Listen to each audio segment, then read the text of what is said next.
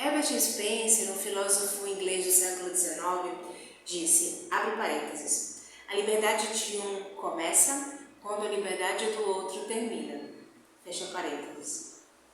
Ou seja, cada um é livre para fazer o que bem entender, desde que, fique comigo, para aqui nesse desde que. Será que a gente está interpretando certo esse desde que? Será que é desde que não desrespeite o meu direito?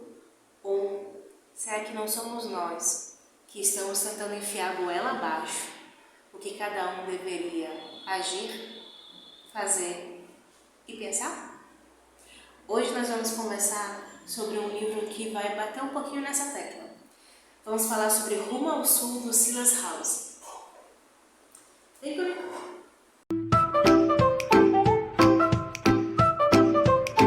Sim, você ainda está no canal certo. É que estamos nesse momento de julho, no calor amazônico, como a gente chama, né? E aí, gente, o calor daqui, ele é surreal. Não tenho condições de pensar nesse calor daqui. Então, de vez em quando, vocês vão ver uns cenários diferentes, que é eu tentando viver, tá? Perto de um lugar muito fresco, do ar-condicionado, então, tá bom? Mas lembrando aqui do meu rosto, sou eu. Você está no canal certo? Continue aqui, porque a sua participação é muito importante para nós. Continuando, eu não lembro onde eu peguei a indicação desse livro, mas eu lembro que quando eu parei para dar uma olhadinha na sinopse e tal, eu achei um conteúdo tão interessante, extremamente importante, e eu fiquei tão curiosa com o final, tão curiosa, que assim, no mesmo dia eu já pedi da Amazon, peguei uma promoção, esse livro custou R$10, é um comentário que precisa ser compartilhado, entendeu? E olha a grossurinha dele, esse livro tem, deixa eu ver aqui, 267 páginas, não é um livro fininhozinho, não é uma novela, é um romance realmente, ficcional, e a capa dele é bem bacana. Então vamos lá, vamos conversar sobre Rumo ao Sul, do Silas House. Esse livro se passa no sul dos Estados Unidos, no Tennessee, e lá acontece de forma recorrente enchentes e situações críticas em relação a esse evento da natureza, mas aqui no início do livro tá assim de uma forma muito absurda, e aí a gente vai acompanhando a forma como o autor vai descrevendo esses momentos. Então a gente está se dando conta de casas arrasadas sendo levadas pelas águas, os gados de criação ali daquelas pessoas da região, animais sumindo de uma forma geral, inclusive os animais domésticos, os carros se perdendo, enfim. E aí nesse momento inicial do livro a gente conhece o pastor protestante Shepherd, que está de um lado para o outro tentando mover as pessoas, deixá-las num lugar seguro, indo buscar a sogra para deixar na casa dele e vendo toda aquela situação completamente angustiado, tentando agir porque não consegue ficar parado, mas também sem saber o que fazer de forma ainda mais efetiva. Aos poucos a gente vai conhecendo a família do pastor Shepherd. A gente conhece a sogra dele, que ele tem como se fosse uma mãe para ele, uma pessoa muito querida. A gente conhece a esposa e naquele conflito, naquela angústia toda, o cachorro deles some e o filho deles, Justin, de 8, 9 anos, acaba fugindo de casa para tentar achar o cachorro. E aí eles entram no desespero, vão atrás da criança, até que o Dr. Shepherd, isso me faz lembrar Grey's Anatomy, mas foca aqui. Mais alguém? E aí o pastor Shepherd, que é o protagonista desse livro, ele sai desesperado para tentar encontrar o filho junto com a esposa, até que ele vê uma casa já sendo levada pelas águas, quase nos barrancos, já entortando, quase quebrando ela inteira. E aí vê duas pessoas, bem distante onde ele está, vê duas pessoas na janela dessa casa já quase tombando, tentando se segurar para não ser arrastado pelas águas, mas também não tendo nenhuma rede de apoio, não tendo nada ali. E aí, lendo o livro, a gente vai percebendo que se trata de pai e filha, e ambos são membros participantes constantes da igreja em que o pastor Shepherd preside como pastor principal. Aí daquela situação inteira, ele tá ali aflito, não tendo como chegar lá no local para ajudar, mas vendo aquela situação toda e até que ele vê um homem se aproximando. E ele vai descrevendo muito bem, na verdade, muito bem relatado todo esse momento de enchente, de desespero, das coisas saindo do lugar e sendo levadas, aquela cena assim absurda. E aí ele vê um homem correndo de um lado para o outro desesperado, tentando ajudar de uma forma, não conseguindo, tentando ajudar de outra forma, não conseguindo, até que ele consegue achar uma corda, amarra na própria cintura, arranja um apoio e vai se aproximando, nadando, se machucando, se cortando, o máximo que ele pode dessa janela. E ele consegue resgatar o pai e a filha, e aí naquele momento de desespero eles veem corpos passando, enfim. E ele conseguiu chegar até eles dois e com muito sacrifício, quase morrendo, realmente, ele consegue levar os dois para beirada, num lugar mais seguro, num lugar mais baixo. Uma coisa que eu percebi nesse livro, e eu comentei isso agora há pouco, é a forma como ele vai descrevendo os eventos que vão acontecendo justamente para a gente poder se inteirar do momento que está acontecendo tudo aquilo, mas também da gente entender mais profundamente como funciona cada um dos personagens, né? Estou falando isso porque quando o homem leva os dois que estavam em aflito, em apuro, para uma parte terrena, e o pastor Shepard vê os dois ali, reconhece quem são eles, ele vê a moça, que é pai e filha, uma moça adolescente, totalmente molhada, uma parte do corpo meio que à mostra, ela está tentando se recuperar, quase desmaiada, o pai dela também. E aí o livro descreve que ele virou o olhar para proteger e respeitar e não ver nada que, né, em relação ao corpo dela e tal. Então, assim, ao longo do livro a gente vai percebendo o cuidado que o escritor tem, que o Silas House tem com esses detalhes. E aí, gente, eu vou precisar falar. Assim, tem personagens que a gente ama muito, que a gente quer conhecer na vida real, que a gente tem um carinho sensacional, né? Tem personagens que eu fico tão chateada que eu saio xingando no livro. Xingando a forma de falar, mas assim, eu vou falando, não acredito que essa pessoa fez isso, e eu vou escrevendo. Ou então eu vou marcando os detalhes e o que cada coisa significaria, justificativa, enfim. A esposa do pastor Shepard, a Lídia, é um ser humano que foi um dos personagens de literatura que mais me incomodaram. A forma que ela tem de enxergar as coisas, tá uma angústia, um desespero acontecendo. A preocupação dela é tão surreal que parece que ela não está fazendo parte daquilo. Ou então que ela está tão fria que ela não está conseguindo ver as coisas, as circunstâncias longe do controle deles e assim, sabe? É muito, muito estranho o comportamento dela. E a gente vê como ela vai agindo em relação ao marido dela, como ela dá umas cutucadas em relação ao filho, porque o filho tem um comportamento que ela não considera adequado ou correto. Então, assim, é complicadíssimo. E aí eu vou dizer já para vocês uma coisa importante. Esse é um livro que trata sobre a homossexualidade. Tem algumas palavras que não são corretas de serem ditas. Eu tenho tentado melhorar muito, pesquisar e tal. Espero falar as palavras de forma correta, tá?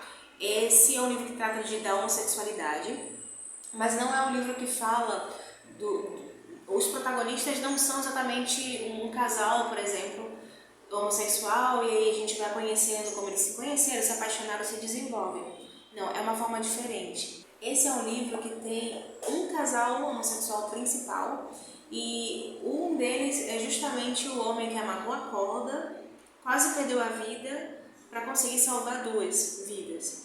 E aí a gente vai acompanhando o momento que depois que ele deixa o pai e filha ali na beira e ele se deita no chão exausto, extremamente cansado, porque ele já vem lidando com isso, com essa questão da enchente, tentando ajudar. A casa dele, ele tinha acabado de se mudar para lá, foi perdida, perdeu tudo. E aí o pastor Shepard tentando, ele vê o rosto dele, acha que a fisionomia dele é um pouco familiar, até que ele vê um outro homem se aproximando com uma expressão assim de desespero, se jogando em cima dele, olhando para ele, tocando, fazendo carinho, vendo que ele está vivo, mas está muito exausto. E aí ele vai beijando, ele vai descrevendo isso, o pastor Shepard. Ele beija o cabelo, beija os olhos e beija até a boca. E é nesse momento que a ficha dele cai. Eles são um casal. E aí eles conseguem cuidar do pai e filha, recuperar e levar. E acaba todo mundo indo para casa do pastor Shepard. E ele vê o casal naquela situação, completamente molhados, exaustos, há muito tempo sem comer, não tem onde ficar, não tem onde dormir, não tem nada, eles perderam absolutamente tudo. E a primeira atitude que ele tem é: vocês podem ficar aqui, a gente arranja um quarto para vocês, preparem, vocês podem comer e descansar aqui, até ver o que vão fazer. Mas aí a esposa do pastor Shepard, a Lídia, já tem aquele momento de: não, aqui não é um lugar, e cria aquele ambiente meio estranho, né, com ela e o marido.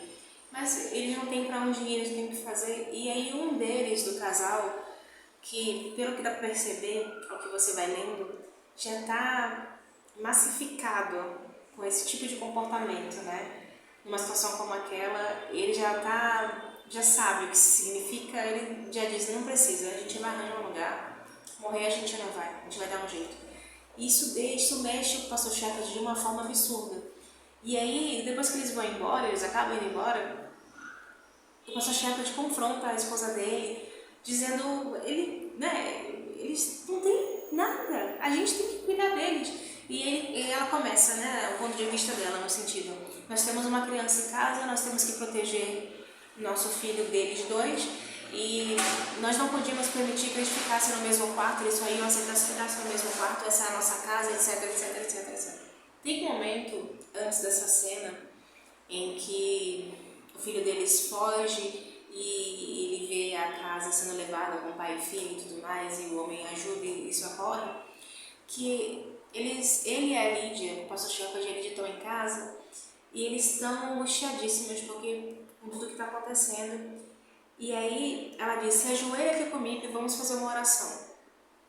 Para eles, como casal, funciona estar ajoelhados no quarto deles e verbalizar em voz alta uma oração. Só que ele estava tão aflito, estava tão desesperado, estava tão angustiado que ele não conseguia formar palavras na cabeça. Então ela fez a oração dela em voz alta, finalizou para que ele começasse. E ele não conseguia. E ela já começou, a partir daí, fazendo alguns comentários e já com uma expressão meio: tem alguma coisa errada, o que está acontecendo? Só que a mente dele está tão preciso agir, que ele não conseguia se concentrar. E aí tem uma parte do livro que ele fala: ele não pensou em rezar, pastor Shepard. Ele não pensou em rezar e mais tarde lembrou-se disso como um sentimento de culpa. É como se naquela situação toda você está tão angustiado e você não sabe o que fazer, você não consegue nem se concentrar. Como é pesado, além de tudo isso, você ainda se cobrar por uma coisa assim, que no contexto dele era o correto a se fazer, mas o quanto, esse é o primeiro ponto que eu queria levantar aqui, o quanto a gente se cobra do que deveria ser o correto, quando você, em algumas circunstâncias, simplesmente não consegue ter aquela ação, quando você devia se acolher. É uma coisa que a gente percebe muito, vou falar aqui, na religiosidade, né? Na religiosidade excessiva, enfim, na religiosidade. Essa cobrança, essa questão da culpa, né? E aí também fala assim: apesar de Asher não ter rezado, o nome do pastor Shepard é Asher Shepard. Apesar de Asher não ter rezado, talvez outra pessoa tivesse, quem sabe todo mundo menos ele. E aí, em vários momentos desse início, a gente vai vendo o quanto ele se sentia culpado por não conseguir rezar e, ao mesmo tempo, como ele não simplesmente conseguia realizar aquilo, apesar de que na cabeça dele ele estava se criticando muito e já angustiado com toda aquela situação. E aí tem mais um ponto que eu quero levantar, que é o seguinte: quando o casal vai embora e o Shepard e a Lídia começam uma discussão, você vê claramente isso nessa parte, mas também em outros momentos do livro, onde está a preocupação dela, porque isso é muito repetitivo. Ela fala muito sobre isso. E esse é um segundo ponto que eu gostaria de levantar. Aonde está a nossa mente?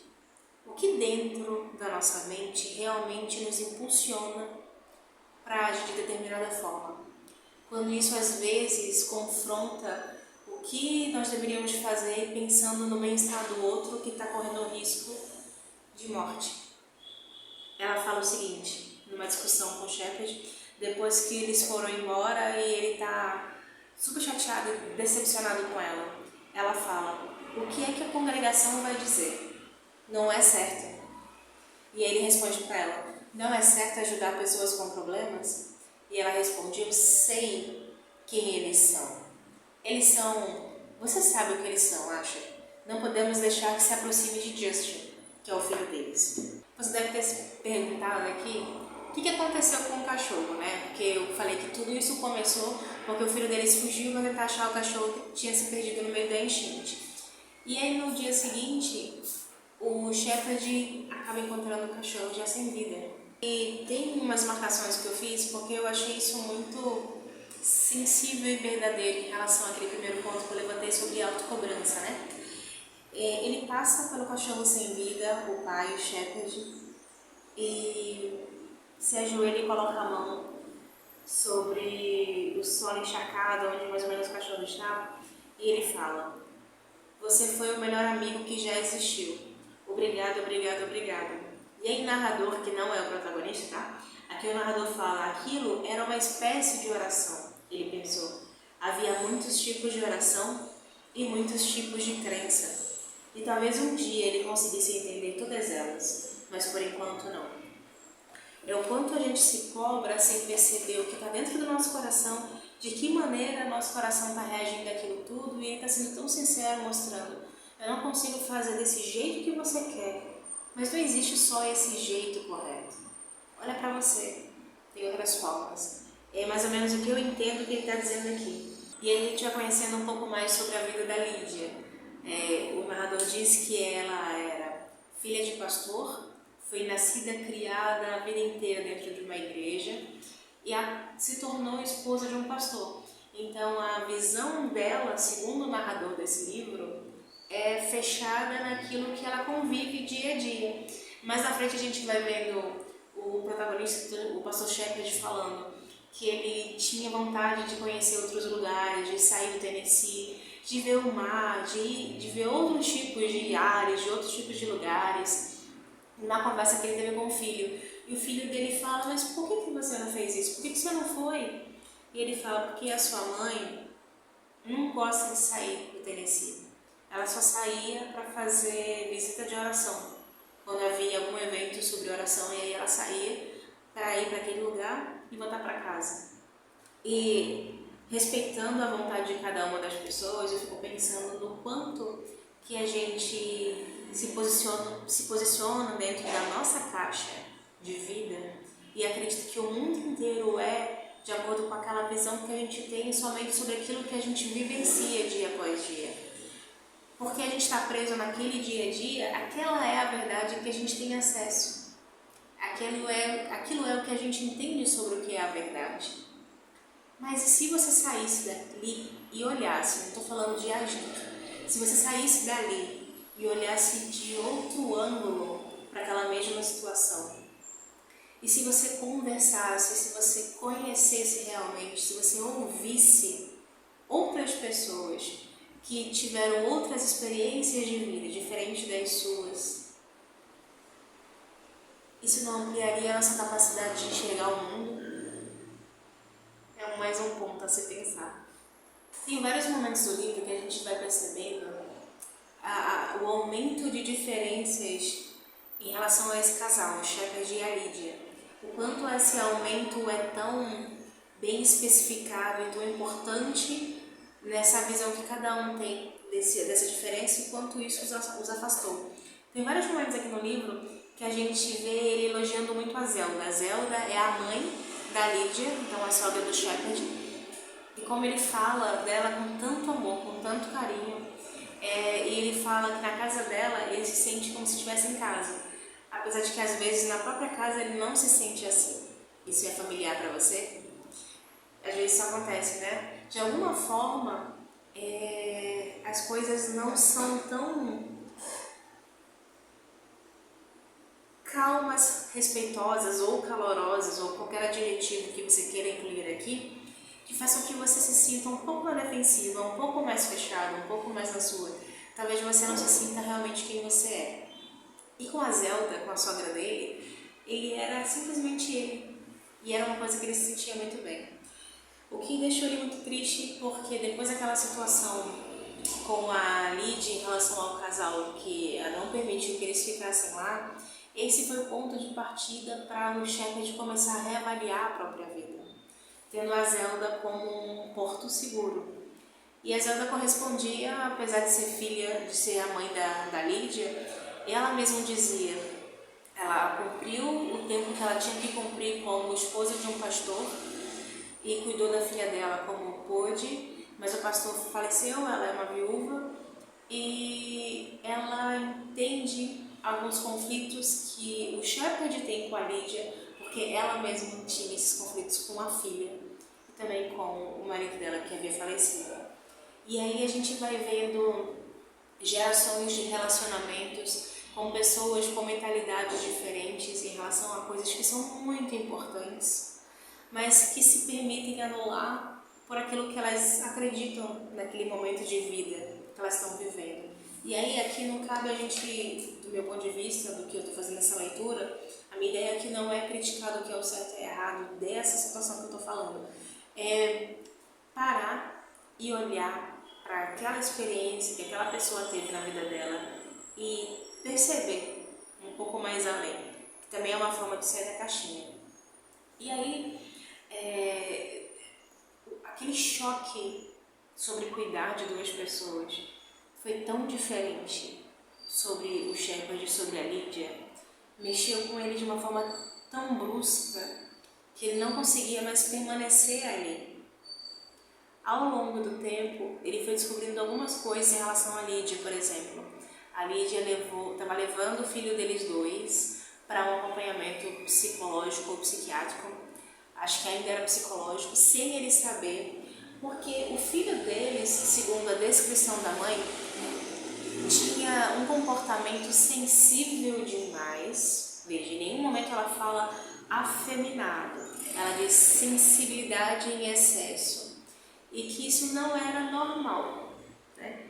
Que ele ia sofrer muito na vida, que isso não é legal, que as pessoas não... tá estranho, o que as pessoas vão pensar. Mais uma vez ela bate nessa tecla, o que as pessoas vão pensar. E aí, quando ele descobre que ela está fazendo isso com o filho, ele decide ir junto na próxima para poder ver o que está acontecendo, o que era. E ele vai descrevendo a psicóloga. No primeiro momento ele se sente muito traído, porque o filho dele não sabia de nada. E a psicóloga tem um jeito um pouco infantil de falar com ele. E bem no começo do livro ele fala, vai descrevendo para o próprio filho. Meu filho, ele é um menino, uma criança de 8, 9 anos, mas que tem algumas atitudes e alguns pensamentos de uma pessoa idosa. É como se fosse um idoso no corpo de uma criança. Porque algumas coisas dele ele vai falando e refletindo, ele vai muito além. A percepção dele, aliada a essa sensibilidade que ele tem, que é maior do que a maioria das pessoas com quem a gente conversa, a gente convive e a gente percebe isso, faz com que ele tenha uma visão muito maior sobre o todo e sobre a vida. E eu me apaixonei pelo Justin. Ele, para mim, foi o personagem favorito. Porque ele tem umas sacadas, assim, que eu me identifiquei demais, mas a gente vai chegar lá. E aí, nessa reunião com a psicóloga, ela vai descrevendo que é muito perigoso, o Justin tem toda essa sensibilidade, que ele não vai aguentar enfrentar a vida e que ela ia encaminhar para um psiquiatra e que provavelmente ele ia receitar um medicamento. E aí ele pirou, porque ele não aceitava que elas quisessem moldar como o filho deles era, sem necessidade, porque ele não estava doente, ele só tinha uma característica diferente de outras pessoas, era apenas isso. Isso não atrapalhava nada. E aí o Justin, conversando com ele, fala que ele não conseguia ver tristeza, mágoa, sofrimento. No colégio as crianças se internavam muito nele, brigavam muito com ele. Teve um momento que ele viu algumas crianças pisando em formigas e ele ficou extremamente chateado, ele criou uma confusão, porque são seres vivos, não tem por que fazer isso, entende? E aí eu imaginei muitas pessoas pensando, que bobagem, tá vendo? Ele realmente precisava de acompanhamento psicológico. E eu fico pensando o quanto que a gente tem uma visão sobre as coisas e acha que todas as pessoas deveriam se enquadrar naquilo que a gente considera que é o correto. E o quanto isso impede, a gente está se impedindo de olhar para uma outra vida, diferente daquilo que a gente acha que deveria ser. E não está conhecendo aquela pessoa, não está tendo acesso ao diferente e a abrir a nossa mente sobre outras coisas e respeitar essas outras coisas, que apenas são diferentes, não são certas e nem erradas, são diferentes. E era essa tecla que o Shepard batia em relação a Lídia sobre o filho deles, e isso magoava muito ele. Todas essas coisas fizeram com que o Shepard não conseguia mais estar na mesma presença que ela, na mesma casa com ela, e ele resolve se separar, o que acaba sendo um baita de um escândalo numa cidade interiorana, sulista, e aí tem, eu não sei se você é familiarizado, você está vendo esse vídeo agora, com características do sul dos Estados Unidos, mas ali tem um histórico ao longo do tempo sobre preconceito de uma forma geral, com tudo que é diferente, extremamente forte. Um dos piores episódios constantes que aconteciam, por exemplo, naquela região, tinha a ver com pessoas pretas, por exemplo. Algumas leis que se criavam eram extremamente preconceituosas, enfim.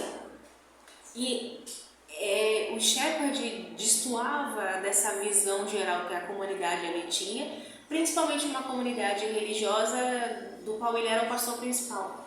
Então, muitos anos, a gente vai ver essa descrição no livro, ele é um pastor pentecostal, e aí tem toda uma ideia que você vai estudar, por exemplo, se você quiser entender a diferença do que é a reforma protestante, as variações de quando uma veio depois da outra, enfim. Eles são muito rigorosos no que eles entendem de como o procedimento das coisas deveriam ser. E eu tô falando isso porque, normalmente, um divórcio em lugares interioranos, onde todo mundo se conhece, já é uma coisa muito absurda para aquela comunidade. Quem está fazendo parte desse divórcio geralmente é muito taxado, né? Ainda mais uma comunidade religiosa que condena o divórcio. Então, todo mundo ali acolheu ela e todo mundo ali botou ele longe, afastou. Porque a chave de ouro principal de toda essa situação foi quando começaram a questionar se o pastor Shepard realmente estava em condições de manter a liderança da igreja, ao ponto de que eles se reuniram, incluindo aquele homem que foi resgatado, quase morreu, e a filha, incluindo esse homem, fizeram uma espécie de votação para saber se o pastor Shepard tinha condições ou não. No resultado, antes dele saber o resultado, acho que logo depois de ele saber o resultado, o pastor Shepard pede a palavra e vai até o púlpito lá na frente de todo mundo para falar. E esse mesmo homem que foi resgatado por do casal, ele diz que não, que está diferente da liturgia, que não vai funcionar assim. Aí o pastor Shepard sobe mesmo e começa a falar. No que ele começa a falar, ele vai colocando tudo para fora. E o discurso que ele faz é muito bonito e me lembrou muito o Padre Lancelotti, por exemplo, que a finalidade da igreja é abraçar, é cuidar e amar, ainda que sejam pessoas diferentes, porque não cabe isso de tudo que ele está falando, tá? Estou só parafraseando, vamos dizer assim, que a finalidade da igreja é como se fosse um hospital, é trazer para junto pessoas que estão sofrendo, pessoas que estão mal, e não classificar, como a Bíblia fala, o joio do trigo, não separar, não é o momento, não é apontar o dedo, não é dizer o que é certo e o que é errado, porque no final das contas, todo mundo tem várias coisas que precisam ser melhoradas, evoluídas, corrigidas, e não cabe ninguém fazer aquilo. Quando ele cuidou, tudo isso ele falando, quando ele cuidou daquela comunidade, ele mesmo hoje se enxergava diferente como ele era antes. Porque ele batia nas mesmas teclas que aquele povo que estava ali assistindo ele batia, sendo preconceituoso e sendo dono da verdade, digamos assim, né? E ele se arrepende muito de ter levado a palavra naquele contexto, quando ele devia ter levado a palavra no sentido de amor, perdão, cuidado, família, entende? tudo isso ele foi desabafando, e ele percebe que tem uma garota logo na frente filmando. E essa filmagem dele viraliza em dias, porque tem um pastor pentecostal defendendo um casal homossexual. E ele falou praticamente isso. Está isso no livro, mas do meu ponto de vista era isso. São dois, ele é um herói, ele salvou uma vida, ele quase perdeu uma vida para salvar duas. Ele é um herói. E vocês estão colocando ele para fora, eles dois para fora, porque esse casal, depois que perdeu tudo, eles tentaram um abrigo na igreja, eles tentaram um abrigo no sentido não de dormir, mas no sentido de ter um lugar para pousar, para se acalmar, para poder orar, para poder, sabe, comunidade. E aí, toda vez que eles tentavam entrar na igreja, as pessoas se afastavam, deixavam eles isolados, se cutucavam. E o pastor, das poucas vezes que os dois foram, quando acabava o culto, ele era o primeiro a ir até eles se cumprimentar, como uma forma de dizer, vocês são bem-vindos aqui. Mas eles não eram, claramente porque eles eram homossexuais. E tudo isso o pastor, no dia dessa votação, colocou para fora. E o vídeo viralizou, porque muita gente concordou com ele. E o resultado dessa votação, é claro, é que ele foi convidado a se retirar da igreja. E aí tem uma frase que ele fala no final que eu acho muito interessante, que é mais ou menos isso. Antes de vocês me convidarem para me retirar ou me expulsarem, na verdade eu que não quero falar do amor de Deus para pessoas como vocês que escolhem para quem vai lhe dar o amor de Deus. E eu achei isso sensacional. E aí é muito interessante a gente perceber que naquele local onde ele vive, onde a família dele vive, do pastor Shepherd, e os ambientes que ele convive, porque a vida dele era aquela, né? Ir para a igreja, pregar, atender as pessoas, casamento, velório, batizado, a vida dele era junto daquelas pessoas, ele não tinha acesso a nada que não fazia parte daquele contexto. E aí você pensa, como é que uma pessoa no meio de tantas conseguiu sentir uma empatia tão forte e as outras não? Tem aquilo que eu falei um pouco no começo, né? Você não precisa ter alguém da sua família para sentir empatia, basta você apenas sair de dentro da sua caixa e querer conhecer outras pessoas, com outras formas de viver a vida, com outra forma de criação e como chegou naquela fase de vida. No caso do pastor Shepherd, o princípio de empatia que desenvolveu a vida dele inteira foi o irmão dele, chamado Luke, que ele conta no livro que desde muito jovem ele tinha algumas características diferentes.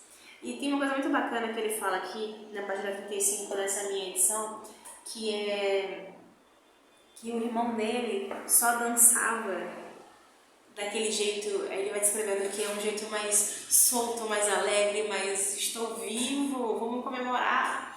Ele só dançava desse jeito quando os dois estavam sozinhos, porque era quando ele se sentia mais à vontade com o irmão. E aí teve um dia que estavam os dois brincando, assim, né, pré-adolescentes, a distância deles não era absolutamente grande, acho que devia ser uns 4 a 6 anos de diferença de idade. E começa a tocar a música favorita do Luke, que é o irmão mais velho dele, e ele nem pensa, ele só vai dançando, daquele jeito que ele só dançava quando só estavam os dois. E além deles dois, a mãe dele está perto. E ler essa parte é muito dolorida, viu? Porque quando ela viu o irmão, eu tô com o livro aqui para lembrar na ordem certinha, mas quando ela viu o filho dela dançando daquele jeito, a primeira coisa que ela disse foi: bicha. E aí você pensa que isso é um absurdo, ela piorou ainda mais. Ela pegou, deixa eu ver aqui, ela pegou a pistola que ela tinha, apontou pro Luke, encostou, não só apontou, ela encostou o cano da pistola na testa do Luke, do filho dela mais velho, e falou: prefiro ver você morto a isso. A resposta do Luke foi uma lição de vida, mesmo ele sendo tão adolescente. Ele falou: eu estou vivo, estou aqui, sabe? Como sou eu. Você pode me matar. Você está segurando essa pistola. Mas eu vou continuar sendo eu. Vivo ou morto, eu sou eu. Eu quero ser quem eu sou. E aí, naquele momento de angústia, o Asher Shepherd, o irmão mais novo, devia ter uns 10 anos, vendo aquilo tudo, angustiado, sem entender nada, acaba que a mãe solta a pistola, dá uma risadinha e fala: eu estava só brincando para ver até onde você ia. E aquele foi o estopim para que o irmão dele saísse de casa. E no começo, o Shepherd até chegou a pesquisar, procurar o irmão, querer saber, mas não procurou de verdade. E é aquela coisa, né? Você vê que tem uma coisa que está errada, você vê algo que está muito errado, como ele vê a mãe apontar uma pistola para matar o irmão porque ele era gay, homossexual. Mas, com o tempo, não se fala mais daquilo, o irmão sumiu e a mãe passou a ter mais carinho pelo Shepherd, porque o Shepherd começou a se envolver muito mais com a igreja. E a mãe dele era muito fervorosa e praticante e constante dentro da igreja. Na minha cabeça não faz sentido, mas continuando. E ele fez tudo como ela gostaria que ele fizesse. Então, ele fez o curso de teologia, ele começou a pastorear, ele se casou com uma mulher, filha de um pastor, e a mãe dele era extremamente carinhosa, a tal ponto de ele esquecer aquele tratamento. Não foi isolado, mas aquele tratamento extremista que a mãe tratou o próprio irmão. E a vida foi passando. Ele casou, teve um filho e perdeu contato com o irmão. E ele conta que às vezes, uma vez ao ano, o irmão dele mandava uma carta. Não era bem uma carta, eu esqueci como é que chama, mas era a foto de um local, uma paisagem, e atrás umas linhas, e ele escrevia algumas coisas como se fossem código. Ele não escrevia cartas de verdade. Ele não escrevia de onde ele estava, só tinha destinatário, não tinha remetente. E quando isso aconteceu com o casal, do rapaz que salvou a vida do homem, da filha, quando isso aconteceu com aquele casal de homens e eles não tiveram abrigo, eles dormiram relento, não tinham o que comer, quando foram para a igreja eles eram mandados embora, as pessoas ignoravam, faziam careta e transformavam aquele ambiente que já era muito ruim por causa da tragédia, ainda pior. Ele estourou, ele explodiu e se separou, falou aquilo tudo na igreja, como eu havia dito no vídeo, né, que viralizou, pediu divórcio, e aí a preocupação dele passou a ser o que vai acontecer com o filho, porque ele queria dividir a guarda, mas a esposa dele, depois a ex-esposa, usou aquele vídeo que viralizou para mostrar para o juiz que o pai não estava apto, não estava bem da cabeça, como podia ver no vídeo, e por isso ele não podia nem mesmo compartilhar a visita da criança. Ele só podia ver o filho de vez em quando com alguém acompanhando. E aí eu vou fazer uma ressalva, porque o livro fala que os juízes, a justiça nos Estados Unidos, a poder executivo, é um pouco diferente aqui do nosso. Os juízes têm outros tipos de jurisdição e de como eles são nomeados, enfim, é diferente. Mas uma coisa não deveria ser diferente, que é a imparcialidade no julgamento. Eu entendo que eles sejam humanos, mas na faculdade a gente aprende a parte técnica, por exemplo. Tem uma razão para estar falando isso, né? Você faz uma faculdade de medicina, você se torna médico, não interessa quem é a pessoa que está ali. Não é você que vai definir a vida dela. A sua função é salvar a vida dela. Técnico, a gente estuda também para, de acordo com algumas circunstâncias, não se deixar levar pelo que a gente pensa. É ser técnico para ser correto.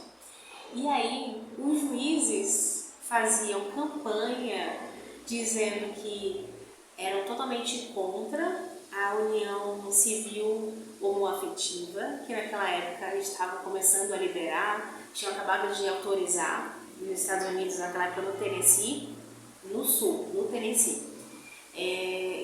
Os juízes dizendo que eles eram contra, que eles não iam fazer nenhuma união civil homossexual e que eles eram famílias tradicionais que seguiam a Bíblia, que deviam manter assim, e etc, etc, etc, etc. Aí você imagina um juiz desse pegando o caso do pastor Shepard. Acaba que no final tem uma audiência para decidir com quem que o Justin vai ficar. Acaba que ele perde a guarda, fica completamente, exclusivamente com a mãe, com a Lídia.